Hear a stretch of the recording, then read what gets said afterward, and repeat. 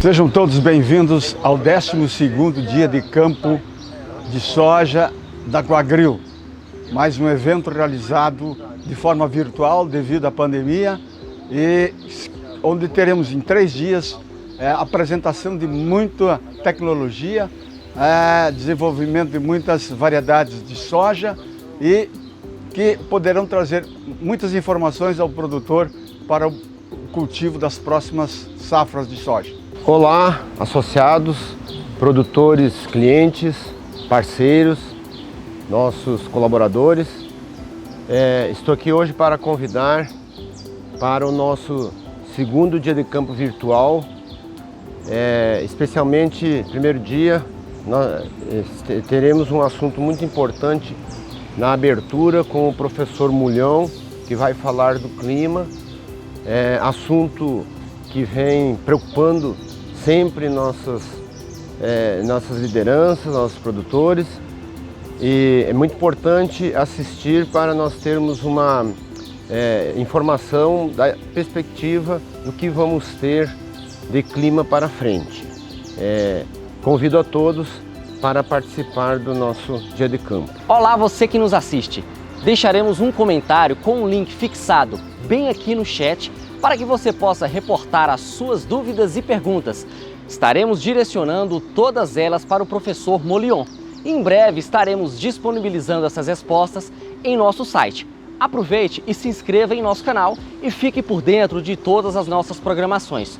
Ótimo evento a todos! Então vamos falar sobre as perspectivas do clima para 2022 e a tendência para os próximos 15 anos. Como eu sempre digo, eu falo sobre a tendência dos próximos 15 anos porque vocês ouvem muito na mídia falar que vai haver um aquecimento global que está sendo provocado pelas emissões de gás carbônico devido às atividades humanas, geração de energia elétrica, agricultura, pecuária, etc. E eu quero mostrar para vocês que a tendência, na realidade, é pior. Na realidade, um resfriamento, que o resfriamento ele é pior para a humanidade do que o aquecimento. Diagnóstico dos últimos 180 dias. Aqui no mapa à esquerda, vocês veem, então, um mapa produzido pelo CPC, Centro de Previsão Climática dos Estados Unidos, com base nas nossas estações, principalmente. E vê que aqui a região de vocês, no caso, o Unai está aproximadamente 16 graus e meio sul e 47 oeste, está verdinho, né? Indicando então que houve aí nessa região 75 a 125% da média da região. No lado direito vocês veem o primeiro gráfico, essa linha mais lisa, vamos dizer assim, né? Ela é a climatologia, o que se esperava que chovesse. Enquanto a linha que é mais sinuosa, que é essa curva superior, onde aparece esse verdinho, verdinho significa chuva acima da média. É na realidade o que choveu. Então a gente esperava aí da ordem de 800 milímetros acumulado nesse período de 4 de agosto a 30 de janeiro de 2022. Choveu um pouquinho mais, choveu 880, quer dizer, da ordem de 10% acima da média. O gráfico de baixo é a chuva diária, as barrinhas, como vocês estão acostumados a ver. E dá para perceber que as chuvas começaram aproximadamente por volta do dia 20 de setembro, ou no finalzinho de setembro, atingiram um pico agora em dezembro e janeiro, mas dá para notar que já teve uma pequena redução no final de janeiro. Vamos conversar mais sobre isso. E na média, nesse período, deu aí em torno de 6,5 milímetros por dia. Como é que está a situação do El Niño e Laninha? Bom, como vocês sabem, a gente divide o Pacífico em 4 regiões. Essa região de El Niño 1, 2, que é próximo da costa da América do Sul, Peru, Equador. O Ninho 3, que vai de 90 oeste a 150 oeste. O Ninho 4, que é a região mais quente. E a maior variação se dá nessa região que pega parte do 3 vermelho e parte do 4, que os americanos monitoram. E quando há uma previsão de El Niño, Laninha, então é dada para essa região aí. Então, atenção, é dada sempre para essa região. Como é que está a situação nos dias de hoje. Nós temos aqui a semana de 16 a 22 de janeiro, centrada no dia 19. O amarelo representa águas mais quentes do que o normal e o azul representa águas mais frias do que o normal. Dá para perceber que no Ninho 3, né, nessa região que eu prefiro monitorar, que eu acho que ela tem mais impacto no clima do Brasil, dá para ver que temos aí temperaturas de 1,5 grau, alguns lugares até chega 2 graus abaixo da média, mas não está todo como deveria ser um laninha clássico, né? Porque você vê que essa região aqui, ela está meio amarelinha, na ordem de 0,5 grau centígrados acima, e não é um ninho clássico, isso não existiria. Quer dizer, não é um ninho clássico, cria um sistema de alta pressão aqui, esse sistema de alta pressão acelera os ventos em direção ao Pacífico, o interior do Pacífico, em direção à Austrália, e quando acelera os ventos, o vento arrasta a água e retira a água da costa, jogando em direção ao interior do Pacífico. Por continuidade, como vai ficar aqui um buraco, a água profunda, de 350 a 400 metros, sobe, e ela sobe mais fria. Então esse seria um El Niño clássico, em que há mudança da circulação atmosférica para depois ocorrer a mudança no oceano, e nós não estamos vendo aí. Por isso eu acho que as águas estão frias, sim. Pode ser considerado um laninha? Talvez, mas não é um laninha clássico a ponto de a sua mudança na circulação atmosférica atrapalhar ou interferir na nossa precipitação.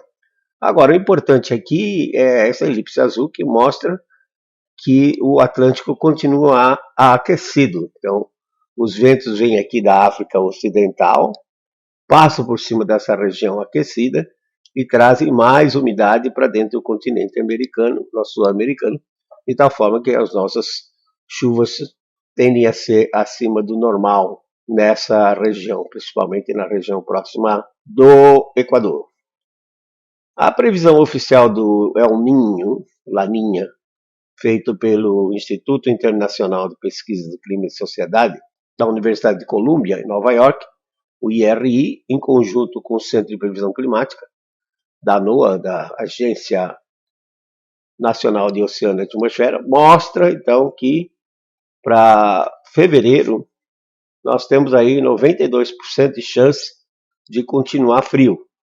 Mas isso vai decrescendo de tal forma que, na média móvel de 3 meses, aqui faz a previsão, e faz a média março, abril, maio, a média móvel de 3 meses, nota então que a seta cinza ou a barra cinza já passa a predominar, sugerindo então que a partir de abril, o Pacífico venha a se tornar, na região do Ninho 3.4, venha a se tornar neutro. Quer dizer, neutralidade é 0,5 grau para cima, 0,5 grau para baixo, sugerindo então que as águas não vão interferir no nosso clima e, portanto, o nosso clima vai ser dominado, como eu vou explicar um pouco adiante, pela circulação atmosférica. Prever clima.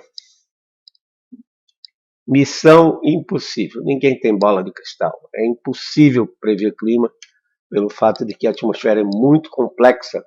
Como vocês vão ver, depende de fatores externos ao planeta, depende de fatores internos. E é impossível você prever clima com a antecedência que o produtor rural gostaria de ter, ou seja, no mínimo 6 meses de antecedência. Bom, pode ser feita, a previsão pode ser feita com modelos de clima, que são códigos de computador que tendem a imitar a atmosfera e os seus fenômenos físicos, mas lembre-se do que eu já falei das outras vezes, que o grande problema, previsão com modelos, é o ciclo hidrológico, pelo fato de que a grade que é usada no modelo é uma grade de 1 grau de latitude por 1 grau de longitude, ou seja, 110 por 110 quilômetros, e os fenômenos que produzem chuva são de uma escala bem menor do que isso, bem menor, 100 vezes menor. Portanto, é muito difícil o modelo produzir chuva, principalmente, né? Mas os modelos estão aí, eu gosto desse modelo canadense, tenho acompanhado, parece que ele está razoavelmente bom. Nós vamos tratar a coisa aqui por trimestre. janeiro, fevereiro e março. Não gosto de tratar mês a mês, porque como eu dou o exemplo absurdo, é que se chove 50, 80 milímetros no mês de fevereiro, no dia 29 de fevereiro, eu coloco onde isso? Coloco no dia 28 de fevereiro, coloco no dia 1º, isso porque a natureza não segue o calendário civil. Então, tratando assim por trimestres, o erro é menor e aumenta a confiabilidade. Então, no CANCIPS, o modelo canadense, está dizendo aqui que vocês estão, noroeste de Minas Gerais, está no verdinho. No verdinho aqui, a escolher, eu preferi ficar entre 10 milímetros para cima a 20 milímetros para cima, conforme mostra a escala de cores aqui com a seta vermelha. De tal forma que o total médio de 30 anos acumulado para o noroeste de Minas é 580 milímetros. Somando 10 dá 590, somando 20 dá 600. Eu diria então que é uma variação positiva, mas inferior a 10%. Então praticamente está na média. De abril, maio, junho, o modelo coloca branco, mas o branco indo mais, como vocês veem aqui, do lado um amarelinho. Sugeri então que o modelo esteja prevendo que vai estar na média, mas na média para baixo. Então, 0 a menos 10 milímetros por mês, e como o total médio acumulado nesse período é 105 milímetros, então nós teríamos 95 milímetros a 105 milímetros. De novo, um desvio inferior a 10% negativo, né? Julho, agosto, setembro, embora não chova muito nesse período, não chova quase nada, o modelo coloca o noroeste de Minas na faixa branca, cor branca, e aqui quer dizer de novo na média, e eu puxei o lado amarelinho, uma vez que parece que a precipitação vai ficar mais na costa. Então a média é 45 milímetros e o desvio seria então 0 a menos 10. Então a gente espera aí da ordem de 35 a 45 milímetros, de acordo com esse modelo. Quer dizer, quando vai diminuindo o total pluviométrico do trimestre, obviamente o erro aumenta, quer dizer, o desvio aumenta. E aqui está uma preocupação que vocês vão ver, vai ter também uma outra base da minha parte, que é outubro, novembro e dezembro, e que o modelo coloca amarelo, sugerindo 20 a 30 milímetros por mês a menos, e o total médio acumulado nesse período, outubro e dezembro, é 570 milímetros, então nós estaríamos entre 540 e 550 milímetros, de novo, abaixo, mais um total aí da ordem de 10%, 12% a menos. Como vocês sabem, eu prefiro a previsão por similaridade, que é a previsão por similaridade que a gente faz, a gente não usa o modelo. A gente analisa a situação que está no globo, vê como é que estão principalmente os oceanos, Pacífico, Atlântico, vê como é que estão os continentes, o que está acontecendo no inverno nos Estados Unidos, na Europa, na China, cria então um cenário climático, vai para trás e escolhe um ano parecido com esse, nunca vai ser igual, parecido com esse, e usa os dados observados daquele ano para o planejamento agrícola. No caso, o ano que eu escolhi foi 2007, em função das condições globais existentes naquele ano. Então, 2007 representa 2022. Então, de janeiro a março, trimestre de 2022, de novo, a média acumulada para esse período, uns 30 anos, é 580 milímetros. Aqui aparece uma cor complicada, porque como esse meu método tem uma resolução espacial melhor do que os modelos, então vocês notam que há variações bruscas, como por exemplo, aqui no norte de Minas Gerais, Bahia, uma redução, enquanto um pouquinho mais a leste, o excesso de chuva, e mais ao sul, o excesso de chuva. Então, olhando para tudo isso, eu fiquei com a cor verde, que é uma redução de 10 a 20 milímetros, ou seja, agora, 10 a 20 milímetros por mês. Então, como eu estou tratando de um trimestre, eu tenho 30 a 60 milímetros a menos. 580 menos 60 dá 520, e 580 menos 30 da 550, ainda um desvio pequeno, inferior à média, mas contrário ao modelo CAN-CIPS, da redução de chuva, em função do fato que eu estou esperando que o mês de janeiro, que já terminou, fique na média, fevereiro chova acima da média, e março tenha uma redução bastante drástica, bastante severa, de tal forma que na média do trimestre acumulado vai dar um desvio não muito grande, aí, da ordem de 10%. De abril a junho, de novo, o total médio acumulado desse trimestre é 105 milímetros. De novo ali aparece no verde, ó, bem claro, quadradinho verde, ou seja, a redução de 10 a 20 milímetros, como é um trimestre, redução de 30 a 60 milímetros, de tal forma que eu posso ficar, então, com uma redução, um acumulado esperado entre 45 e 75 milímetros, um desvio já razoável, porque chove muito pouco nesse período de abril e junho. No período de julho a setembro, o acumulado é 45, de novo aparece no verde, então nós vamos ter praticamente esse período de julho a setembro sem chuva, entre 0 e 15 milímetros, um desvio razoável, porque chove pouco. E aqui está a grande preocupação, que parece coincidir com a previsão do modelo CAN-CIPS. A média de outubro a dezembro é 570 milímetros.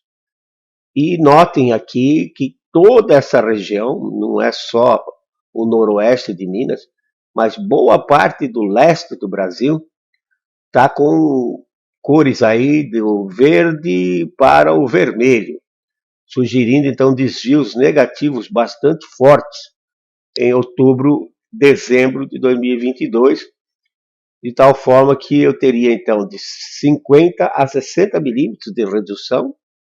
Aqui peguei a cor amarela, e isso dá 150 a 180 a menos. Então nós teríamos aí um acumulado de 25 a 30% abaixo, entre 390 e 420 milímetros. E aqui eu acho que vai acontecer pela posição desse azul aqui e a posição desse amarelo-vermelho.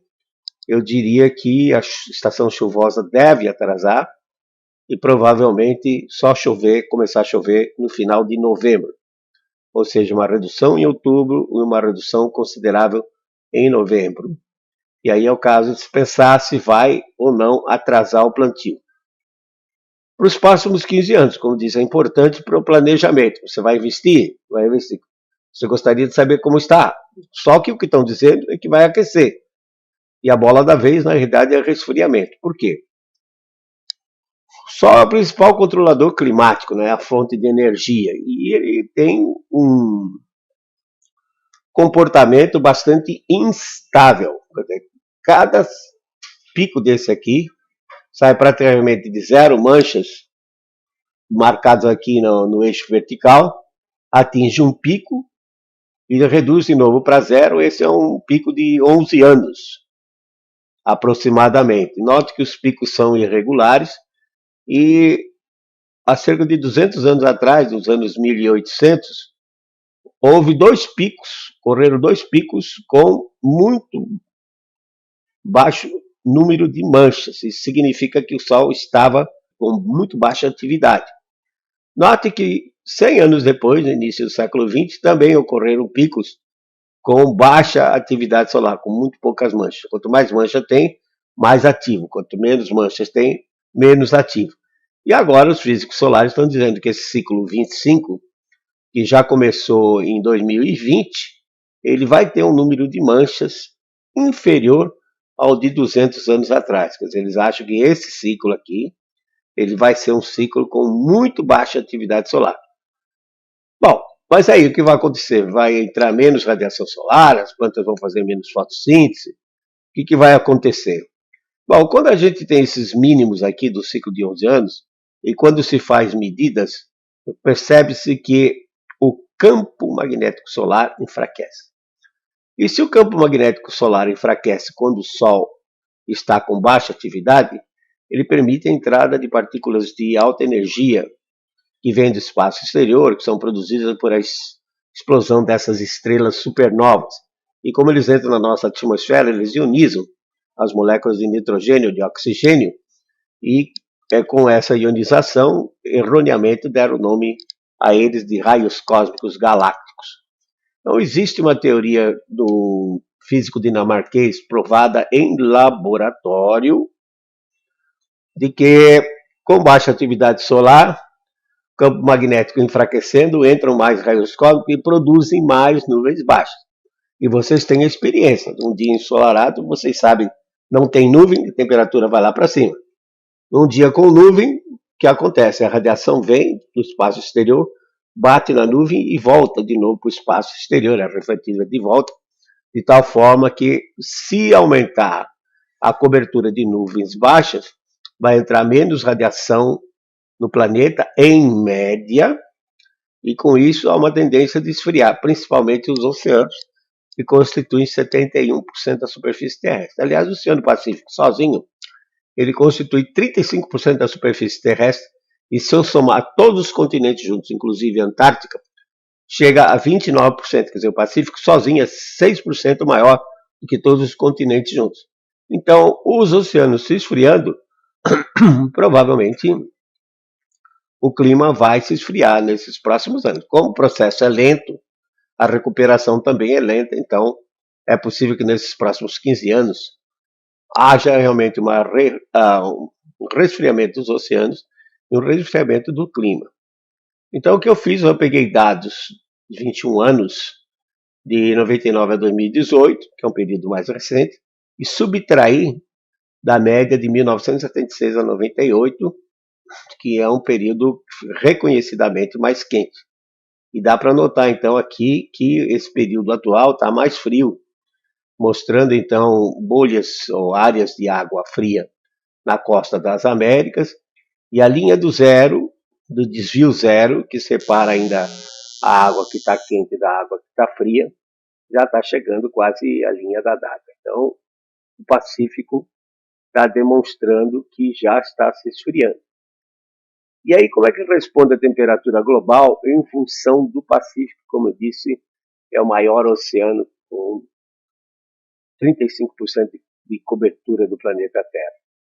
Então, no período que o Pacífico se aqueceu, 1916 a 1945, houve um aumento na temperatura média global, medida aqui na escala vertical, aqui praticamente nos últimos 100 anos, nos últimos 120 anos, e essa curva aqui é produzida pelo Centro Hadley de Clima da Inglaterra, a variação da temperatura. Note que depois que o Pacífico esfriou, de 46 a 75, houve um ligeiro resfriamento global, o Pacífico voltou a se aquecer de 76 a 2005, a temperatura voltou a crescer e agora parece que já está havendo uma nova inversão. Quer dizer, note-se claramente que o Pacífico tem um grande domínio sobre o clima do planeta. E o Atlântico também, né? Nesse quadrado azul aí que vocês estão vendo, os dados da NOAA mostram, então, que na década de 70, no início da década de 70, o Atlântico Norte estava frio, a temperatura aumentou, chegou ao máximo em 2006, e de lá para cá parece que está havendo uma queda, né? Então, se o Atlântico Norte se esfriar, vai ser muito ruim para a Europa, porque os ventos sopram da América do Norte em direção à Europa, e se eles pegarem um oceano mais frio, eles vão transportar menos umidade e ar mais frio, que vai fazer com que a Europa fique mais seco e tenha invernos mais frios. Outro aspecto que me chamou a atenção, que me fez voltar de novo a olhar para essa situação, que eu já tinha visto há praticamente 50 anos atrás, 50 anos atrás, 1972, que é a mudança na circulação atmosférica. Note, essa animação feita pela NASA simula a corrente de jato polar, que são ventos bastante fortes, que atuam aí, concentram em torno de 8 km de altura, mas estendem a sua interferência até a superfície. Note que o jato inicialmente ele segue um círculo zonal, né? Mas que depois ele se quebra, formando esses meandros em que entra ar frio desse lado e vai ar quente desse outro. Então, esquematicamente, parece o seguinte, que de 1916 a 1945, o jato polar estava forte e praticamente seguindo um círculo de latitude, confinou frequentemente o ar frio na região polar e, como o jato se posiciona acima de 40 graus de latitude, norte e sul, entre 40 graus de latitude norte e sul, nós temos a área do planeta correspondente a 2/3, 65%. Então, se o jato polar aprisionar o ar frio nos polos, isso vale para os dois polos, essa região todinha sofre um aquecimento porque não há mistura de ar frio e quente. 1946 a 75, como disse, foi um período de resfriamento global e o jato tinha essa configuração, que são chamadas ondas de Rossby, e, em geral, 4 a 5 ondas em volta do mundo, em que do lado polar, no cavado da onda, entra ar frio, e do lado equatorial, do tropical, vai ar quente. Com essa situação, um climatologista russo chamado Giorgio Vangengen criou um índice chamado índice de circulação atmosférica, que é representado por essa curva mais fininha aqui. O índice foi criado a partir de 1891. Nós vamos comparar então esse período de 1916 a 1945, que foi um período que o índice cresceu, foi aumentando, derivada positiva. Nesse caso, o ar polar estava confinado nos polos e houve um aquecimento na maior parte do planeta. Em 46, mudou. O índice passou a decrescer com derivada negativa até 1975.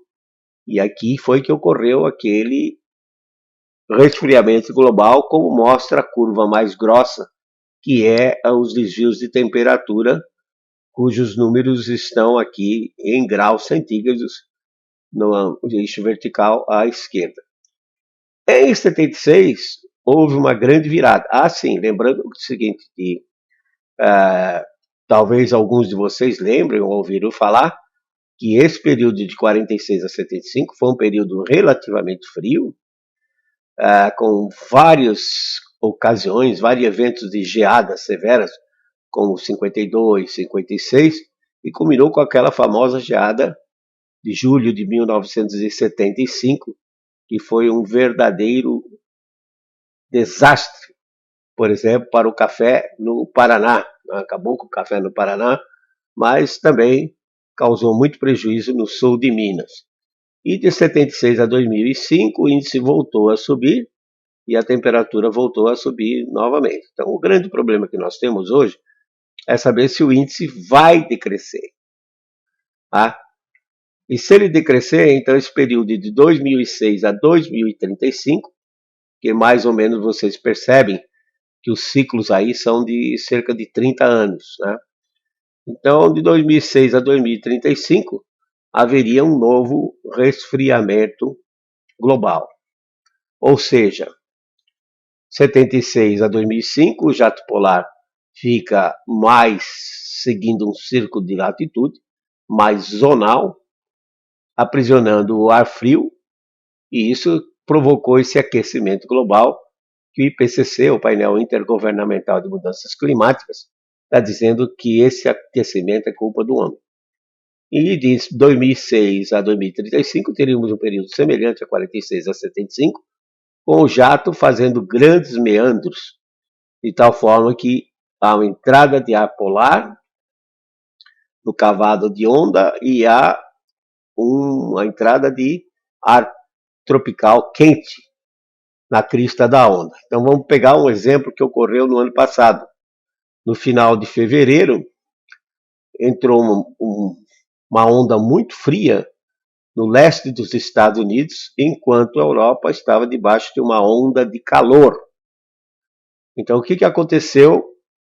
Isso durou até os primeiros dias, primeira semana de março, na ordem de 3 semanas. Então, o que aconteceu? Por exemplo, as videiras na França acharam que já era primavera e soltaram os brotos. Logo depois veio o ar frio, porque esse sistema ele vai girando lentamente de oeste para leste, ou seja, da esquerda para a direita. Entrou o ar frio e estima-se que tenha matado 40% desses brotos, que vai fazer com que a indústria vinícola francesa tenha um prejuízo estimado aí, nessa safra que já foi concluída, em torno de 2 bilhões de euros. E como a gente pode detectar isso? Bom, a gente pode ver que os invernos dos Estados Unidos, nesse período de dezembro a março, vão ficar mais frios. Então, se a gente começar a monitorar já em outubro, a gente pode ver essas massas de ar polar, aqui está uma massa de ar polar, atrás não tem nenhuma nuvem, portanto, ar polar frio e seco, e o que separa o ar polar do ar tropical é a chamada frente fria. Tem uma aqui e tem outra um pouco aqui mais embaixo, já notem, interferindo na chuva do norte do Brasil e, consequentemente, no Brasil como um todo. Formações como essa, VECAM, vórtice ciclônico de altos níveis, nós vamos ver mais frequentemente, que são esses VECAMs que produzem os veranicos. Nesse caso particular, esse VECAM que se formou no ano passado, dia 20, cerca de um ano atrás, então ele tem, no seu centro, ele tem ar frio e seco que desce em cima da região, notadamente pegando o noroeste de Minas, o norte de Minas, boa parte da Bahia, às vezes um pedaço do sul do Piauí, um pedaço de Tocantins e de Goiás, e com esse ar descendo frio e seco, inibe a formação de nuvens. Em contraste com a periferia, nós temos aqui, então, nuvens com excesso de chuva, né? Esse sistema ele não é fixo, ele vai ficar se deslocando de oeste para leste, mas ele pode parar um certo tempo aí e provocar um veranico. Durante o inverno, nós vamos continuar vendo as frentes frias avançando na América do Norte em direção à América do Sul.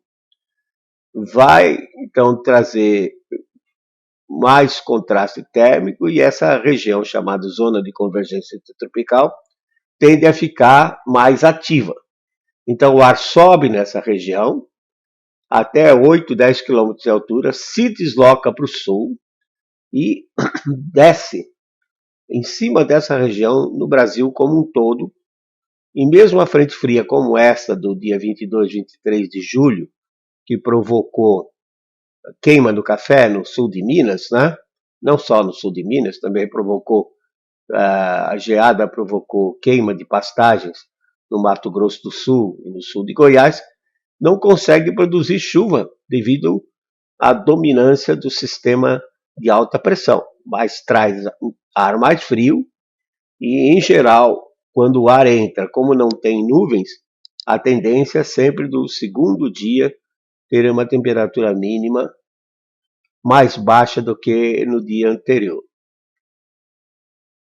Eu fiz também uma análise da década que se encerrou, 2011 a 2020, e comparei com a década, o período anterior, de 1988 a 2010, que é usado pela Organização Meteorológica Mundial como referência climática.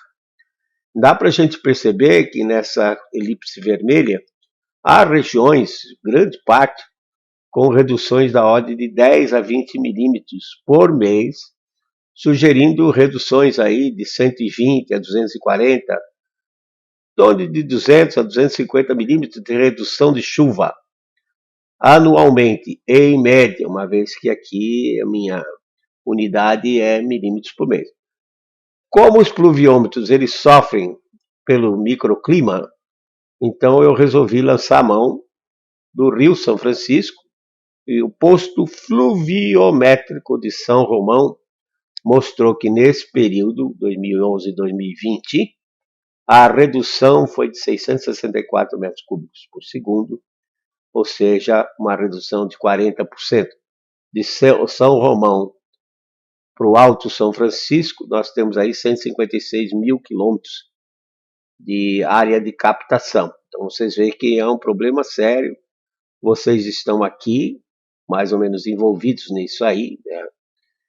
Mas a preocupação maior é onde eu tracei essa linhazinha aqui, reta. Eu estou simulando aqui o divisor de águas, que daqui nascem os grandes rios, como São Francisco, Tocantins e Araguaia, mas também nascem grandes rios que vão para o sul, como o Rio Grande, Paranaíba, que se juntam formando o Rio Paraná e o Rio Paraguai, que vai suprir água para o Pantanal. Quer dizer, se nesses próximos 15 anos reduzir as chuvas aqui, como acho que deve acontecer devido a esse resfriamento global, então não vamos ter grandes problemas com a agricultura. Porque com 500, 600 milímetros você tem um bom cultivo de soja, tá? E com outro tanto, 500, 600, você tem um bom cultivo de milho. O problema vai ser água para gerar energia elétrica. Então eu vejo que o grande problema nosso para esses próximos 15 anos é, na realidade, a eletricidade, porque você é como país hidroelétrico, né? Infelizmente, o planejamento da nossa geração de energia ficou muito baseado em hidroeletricidade, que chega às vezes, em anos bons, a constituir 80%, 85% de toda a energia que a gente consome. Mas, por outro lado, sofre as consequências de se esperar passar por um período quente e chuvoso, como foi de 76 a 2005, e agora pegar os próximos 30 anos, 2006 a 2035, um período mais seco. E, claro, energia elétrica alta atinge todo mundo, inclusive o produtor rural. Então há uma necessidade de se pensar urgentemente em técnicas para gerar energia elétrica que compensem essa redução que vai ter na hidroeletricidade. Então, em resumo, por similaridade a 2007, 2002 terá chuva, 2022 terá chuvas abaixo da média, em torno de 20% abaixo da média. E eu espero aí um acumulado de 1.050, 1.100 milímetros na região noroeste de Minas Gerais. Janeiro, com um total em torno da média, mas fevereiro chuvoso, e março possivelmente com uma drástica redução, em alguns locais pode chegar a 60% a 80% de redução com relação à média de março. Atenção, possível atraso no início da estação chuvosa, com outubro provavelmente no noroeste de Minas registrando uma redução de 35%, e novembro pode chegar a uma redução de 60% a 70%. Então aqui fica crítico nesse ano, porque quem está preocupado com a safrinha agora, digamos assim, espera-se pela previsão que chova bem em fevereiro, mas aí a redução de chuva vai ser significativa em março, né? Então tem que se usar todas as técnicas possíveis de conservação de água no solo. Por outro lado, a estação chuvosa pode se atrasar e só começar a chover no final de novembro. Aí tem que tomar uma decisão com relação ao plantio da safra 2022-2023, porque se praticamente não chove nada de abril a setembro, então vamos chegar em outubro com déficit de umidade no solo. Talvez seria recomendável esperar até que as chuvas se firmem na segunda metade de novembro para começar a plantar. Então, eu não sei como vai ser a safrinha agora, em fevereiro, março. Eu diria que, no caso da soja, quem puder colher agora, se quiser arriscar, né, porque acho que o risco é grande, quem puder colher agora, colhe, seca e colhe, e já planta imediatamente, né, e plantar variedades de ciclo curto, porque Já março pode ser um período bastante crítico aqui pela previsão. Nos próximos 15 anos, vamos esperar totais abaixo da média do período 1981 a 2010, da ordem de 10 a 15% abaixo da média daquele período. Tem uma vantagem com menor frequência de El Niños fortes, porém, atenção, como a troposfera superior, 8, 10, 12 km de altura, vai estar mais frio do que o normal, então o contraste térmico entre a superfície e a troposfera superior pode fazer com que as nuvens se desenvolvam mais e produzam trovoadas, principalmente durante o verão, dezembro a março.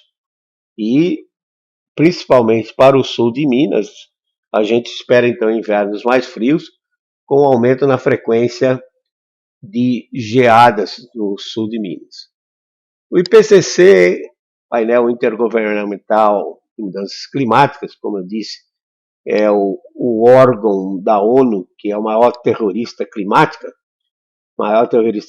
que diz que se a concentração de CO2 dobrar, a temperatura do planeta vai aumentar de 5,7 graus, aí ficaria impossível plantar qualquer coisa no noroeste de Minas. O IPCC afirma categoricamente que os eventos extremos que estão ocorrendo agora são culpa do homem.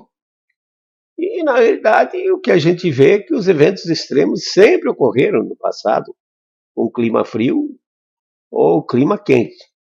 Por exemplo, coisa de 2 meses e meio atrás, a Alemanha passou por enchentes severas. E aí estavam dizendo que era culpa do aquecimento global. Aí fui dar uma olhada e só por coincidência encontrei essa catedral na cidade de Passau, onde estão registradas as maiores cheias que ocorreram na região, e pasmem vocês, a top de todas, 1501. Agora você pergunta, qual era a atividade humana emitindo gás carbônico para a atmosfera em 1501 para causar a maior cheia que a cidade de Passau já passou?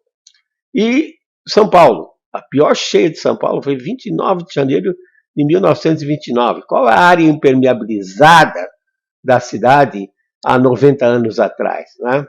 E tem o detalhe, o posto pluviométrico da Estação da Luz foi colocado pelos ingleses em 1887.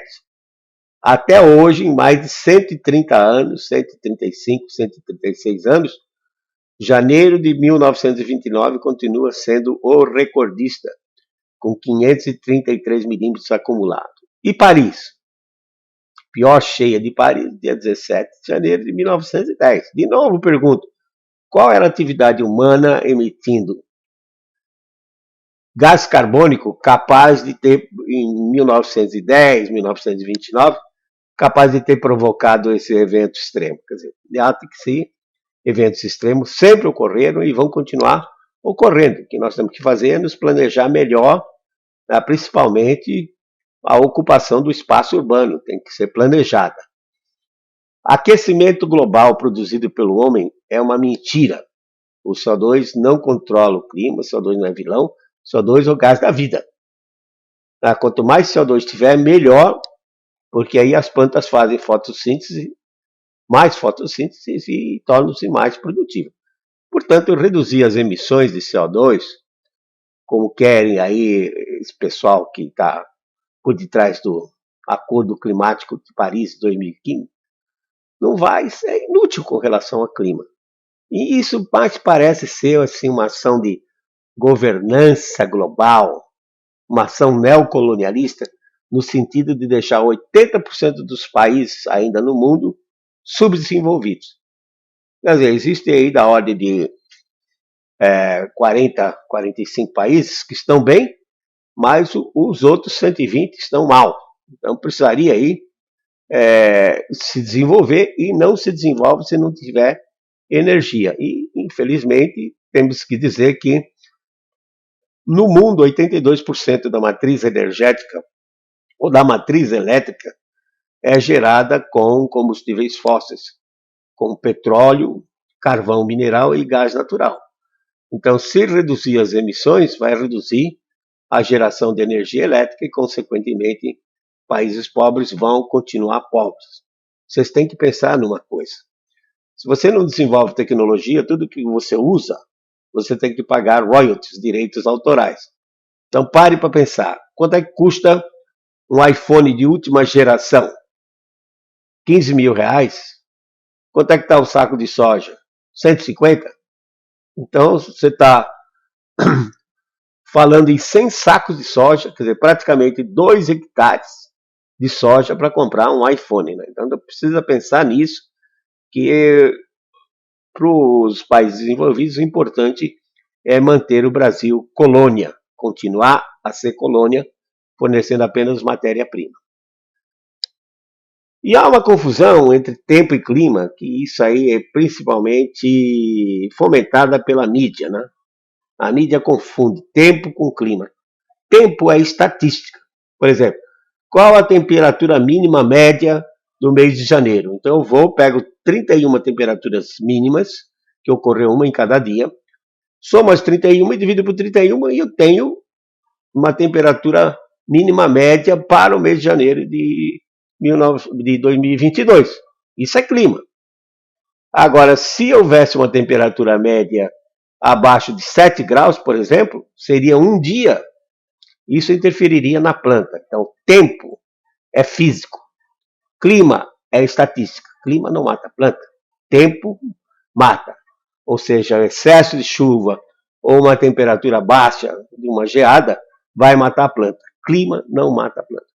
E também é uma confusão entre conservação ambiental e mudanças climáticas. Que, aliás, mudanças climáticas é pleonástico, porque a característica do clima é mudar constantemente. Então, não pode falar em mudanças climáticas. E a conservação ambiental, o produtor rural brasileiro faz isso melhor do que qualquer um no mundo, né? A conservação ambiental ela é uma condição necessária para a gente viver nesse planeta, mas é independente. Se o clima aquecer, como quer o IPCC, tem que conservar. Se o clima resfriar pelos próximos 15 anos, como eu acho que vai acontecer, tem que conservar também. Lembrar, então, das palavras de Francis Bacon, há 400 anos atrás. Embora o IPCC tenha dito que o homem hoje está mudando o clima do mundo, o Francis Bacon já dizia o seguinte, a gente não pode comandar a natureza, nós temos apenas que nos obedecê-la, nos adaptar a ela. Muito obrigado pela atenção de vocês. Agradecemos a participação de todos e aproveito para convidá-los para visitar o campo e conhecer as 22 variedades de soja que serão apresentadas amanhã à noite. Local: Fazenda Primavera, próxima à comunidade Cristo Rei.